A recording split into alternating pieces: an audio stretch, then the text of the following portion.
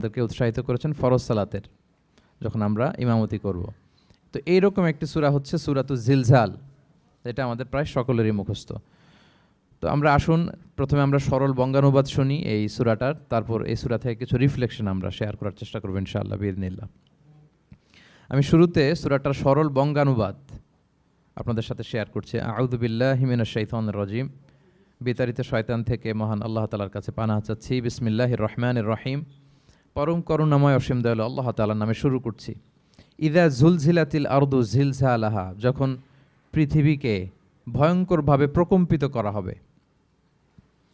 ওয়া আখরাজাতিল আরদু আথকালাহা, আর পৃথিবী তার ভেতরে থাকা সব ভারী বস্তুগুলোকে উদ্গীরণ করে দিবে, বের করে দিবে। ওয়া ক্বালাল ইনসানু মা লাহা, আর মানুষ বলবে এই পৃথিবীর কি হলো। ইয়াউমা ইযিন তুহাদ্দিসু আখবারাহা, সেদিন পৃথিবী তার সব খবর বলে দিবে।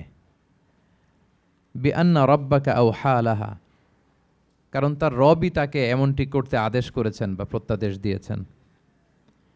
ইয়াউমা ইযিন ইয়াসদুরুন নাসু আশতাতান লিয়ারাউ আ'মালাহুম, সেদিন মানুষগুলো দলে দলে বের হবে যাতে করে তাদের আমলনামা তাদের কাছে পেশ করা যায়। ফামান ইয়া'মাল মিসকালা যাররাতিন খায়রান ইয়ারাহ, যে ব্যক্তি অনুপরিমাণ ভালো কাজ করেছে সেটা সে দেখতে পাবে। ওমান ইয়া'মাল মিসকালা যাররাতিন শাররান ইয়ারাহ, আর যে ব্যক্তি অনুপরিমাণ মন্দ কাজ করেছে, কোনো খারাপ কাজ করেছে, সেটাও সেদিন দেখতে পাবে। সাদাকাল্লাহুল আযীম। এই হচ্ছে সূরাতুজ জিলজালের সংক্ষিপ্ত বঙ্গানুবাদ।